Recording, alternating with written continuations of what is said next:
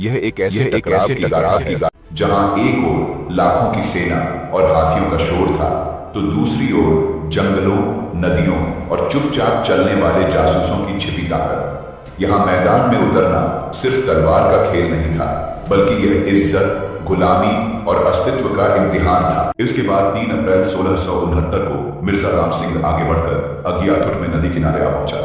रशीद खान ने अपना डेरा अहोम किले सराय या अमीनगांव के सामने लगाया, जहां दोनों किनारों से तोपों की गोलाबारी शुरू हो गई। इस लड़ाई में मिर्जा राम सिंह का एक भतीजा मारा गया और एक तोप के धमाके से उसका डेरा टूट गया। इसके बाद मिर्जा राम सिंह ने सराय के किले पर हमला किया, जिसे उसने एक भूमिगत रास्ते से घेरने की कोशिश की। अहोमों ने इस इलाके को पानी से भर दिया। मुगलों ने लकड़ी की अस्थायी दीवारों पर तोपें रखकर गोलाबारी शुरू की और किले की दीवार में दरारें पड़ी, लेकिन असमी फौज बाहर निकलने के बावजूद उन्हें वापस धकेलने में सफल रही। बरसात के मौसम में इस अभियान में मुगलों को कोई बड़ी सफलता नहीं मिली। इसके बाद मुगल फौज को 4 हिस्सों में बांटा गया।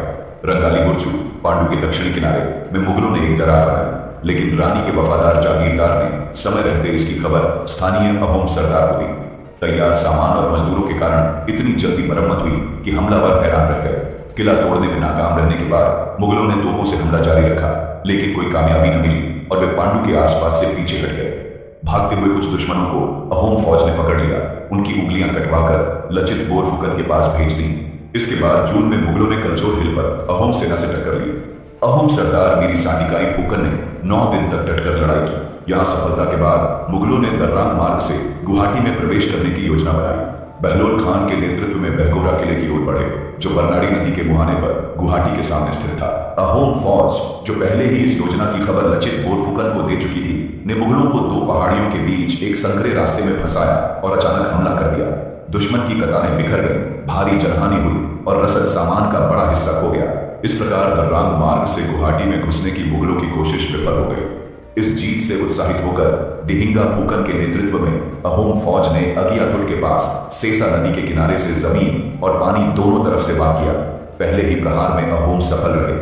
अनेक मुगल सिपाही मारे गए और भारी मात्रा में राशन और सामान कब्जे में आ गए। जो मुगल सिपाही नदी के रास्ते भागने लगे, उन्हें भी पीछा कर मार गिराया गया और उनकी जंगी नावें असमियों ने अपने अधिकार में ले ली। इस हार की खबर से औरंगजेब परेशान हो गया और उसने मिर्जा राम सिंह को हुक्म भेजा कि दबाव बनाए रखे और कब्जा किए गए जहाज वापस ले। इसी समय मानसून की तेज बारिश शुरू हो गई, जो अहोम पक्ष के लिए अनुकूल रही, लेकिन मुगलों के लिए नुकसानदेह साबित हुई। बारिश के कारण दुश्मन के डेरों का आपस में संपर्क टूट गया। अहोमों ने अभी तक सीधा हमला नहीं किया था, क्योंकि लचित बोरफुकन दुश्मन की रसद समाप्त होने और बीमारियों से उनकी संख्या घटने की प्रतीक्षा कर रहे थे। इस बीच उनका बाहरी संपर्क सीमित रहा, लेकिन राज्य के अन्य इलाकों से संदेश आने जाने में कोई रुकावट नहीं आई। 1669 और 1670 के बीच समय समय पर झड़पें और समझौते के प्रस्ताव आते रहे। एक मौके पर मुगलों ने रंग महल किले पर धावा बोला, लेकिन पानी डिहिंगा सरदार की अगुवाई में उन्हें पीछे धकेल दिया गया।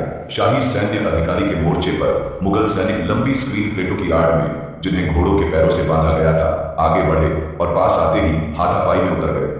शुरुआती भिड़ंत में अहोमों को खास कामयाबी नहीं मिली और उनके 2 कप्तान घोरा सांडिकाई और अनंत राय के पुत्र मारे गए। इसके बाद गोहाइन फुकन ने अपनी फैलेंस युद्ध रचना में बदलाव किया।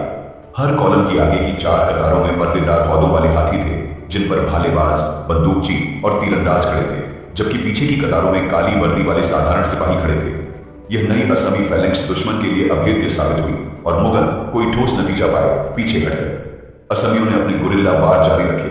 वे किलों से अचानक निकलकर दुश्मन पर टूट पड़ते, घेरते और असफल होने पर तेजी से लौट जाते। मिर्जा राम सिंह ने इन कार्रवाइयों को चोरों का काम कहकर मजाक उड़ाया।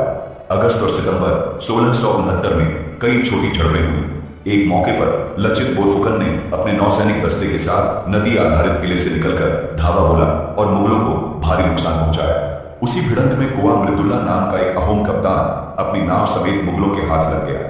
जीत के नशे में मुगल सिपाहियों ने उससे नाचने को कहा। उसने शर्त रखी कि उसे बांस का डंडा दिया जाए और उसके नाविकों को भी शामिल होने की अनुमति दी जाए। नाच और गीत के चरम पर पहुंचते ही कुआ मृदुल्ला के नाविकों ने चालाकी से नाव को मुगलों की पकड़ से छुड़ाया और असमी किनारे की तरफ मोड़ लिया और सुरक्षित निकल गए। कुआ मृदुल्ला के इस चालाकी से भाग निकलने पर पीछा करते मुगल सिपाही हताश होकर चिल्लाए, कुआ उड़ गया। इसके बाद सितंबर 1669 में अहोमों ने अपने गुरिल्ला हमलों की तीव्रता और बढ़ा दी। इसे देखते हुए मिर्जा राम सिंह ने लचित बोरफुकन को पत्र भेजा कि ऐसे वार बंद किए जाए। उसने लिखा कि उसे अहोमों के साहस का सबूत मिल गया है। जब ताकत में बराबरी संभव नहीं हो रही तो गीदड़ की तरह चालें चली जा रही हैं। उसके अनुसार ऐसे दुश्मन से लड़कर कोई सम्मान नहीं और चोर डाकुओं के सामने पीठ फेरना शर्म की बात नहीं, इसलिए वह अब और नहीं लड़ेगा। अक्टूबर 1669 से मार्च 1670 तक उसने खुद को सीधी लड़ाई से अलग रखा। मिर्जा राम सिंह के इन इल्जामों पर अहोम सरदार रानी कटाकी और कालिया कटाकी ने कहा कि वे मौसम बदलने के बाद ही धावा बोलेंगे। मिर्जा राम सिंह इस पर अड़ा रहा कि रात में लड़ाई ठीक नहीं है। तब 2 असमी ब्राह्मण दूतों ने उसे बताया कि अहोम फौज में 1 लाख राक्षस हैं जो नरभक्षी हैं और रात में घूमते हैं, इसी कारण वे रात में अजेय होते हैं। मिर्जा राम सिंह ने शक जताया, लेकिन दूतों ने ब्राह्मण के वचन की सच्चाई का हवाला देकर उसे मना लिया। इसके बाद अहोम सिपाहियों ने योजना के अनुसार काले कपड़े पहने, एक हाथ में मानव पांव और दूसरे में जली हुई मछलियां लेकर मुगल डेरों के पास पूरी रात घूमते रहे। इन्हें देखकर मिर्जा राम सिंह ने ब्राह्मणों की बात को सही मान लिया। बाद में मिर्जा राम सिंह ने असमी दूत भक्त दत्ता और धूली से सेना की शक्ति का रहस्य पूछा, क्यों उसको सफलता नहीं मिली और अहोमों की अजेयता का कारण क्या है। दूतों ने साफ कहा कि अगर सभी अहोम सेनापति लड़ाई में मौजूद हों तो बादशाह भी उन्हें नहीं हरा सकता। मिर्जा राम सिंह ने पूछा कि वे पहले की लड़ाइयों में क्यों नहीं थे, तो जवाब मिला कि ये सेनापति नमरुद में रहते थे और लड़ाई की खबर उन्हें देर से मिली। जब तक बुलावा पहुंचा तब तक वे यहां नहीं पहुंच सके। प्रधान सेनापति अटल, जिन्हें रुकमा बरगोहीन डांगारिया भी कहा जाता था, अहोम फौज के उत्तरी मोर्चे का नेतृत्व करते हुए लाटा किले से अपने ठिकाने से दुश्मन को परेशान करने के लिए लगातार जासूस भेजते थे। अहोम जासूस रात के अंधेरे में मुगल डेरों में घुसकर खजाना और रुपया लूट लाते थे। मुगल सरदार सोने से पहले भांग और धतूरा खाते, हुक्का पीते और जब नींद में डूब जाते तो खिदमतगार चुपचाप पाइप उनके मुंह से खींच लेता। हुक्के के रुक जाने की आवाज जासूसों के लिए संकेत होती थी कि अब घुसपैठ का समय है। वे पैसों की थैलियां और यहां तक कि मुगल अमीरों के चांदी के हुक्के भी चुरा लाते।